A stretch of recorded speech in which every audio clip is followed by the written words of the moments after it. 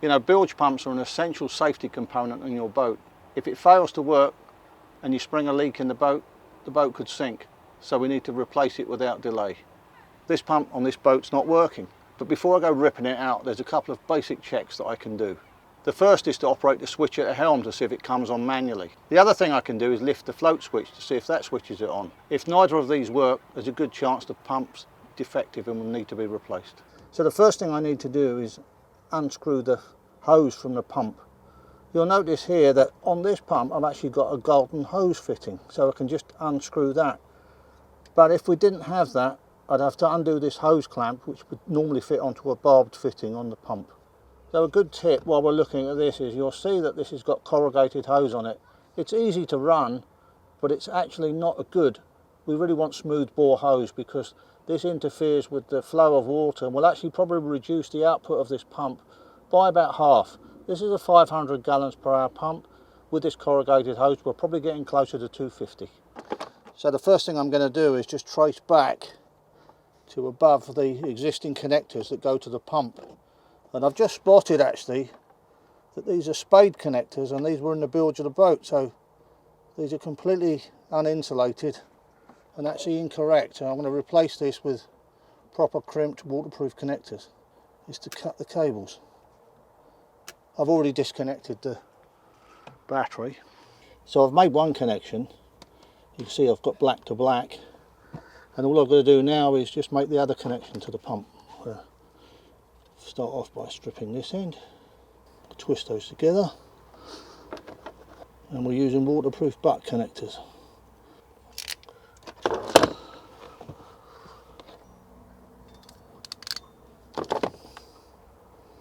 So now we've finished the connections, the last thing is to reconnect the hose.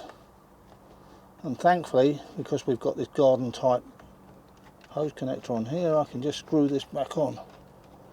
So now I've made this connection, we can go and put the pump back into the bilge, into the existing mount in the bottom of the bilge.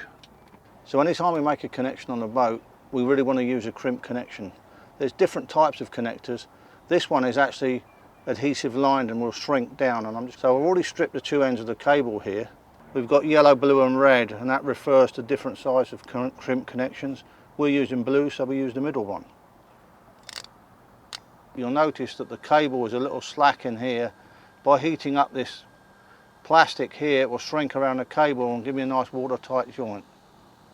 So we can use a match or an open flame, but it tends to leave sooty marks on it, so I prefer a heat gun if I can possibly do that.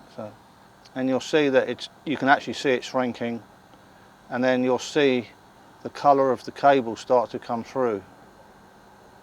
It goes translucent. So I've done one side. So there you have it, a perfectly waterproof joint. It's nice and tight there. This adds some additional strain relief, and also it prevent any water from getting in there, so I can use this safely in the bilge without worrying about corrosion. So the job's done. Took me about an hour, cost me less than $100. I know the boat's going to be safe, any water's going to be pumped over the side, so I'm a happy camper. So I'll see you on the water. Thanks for watching.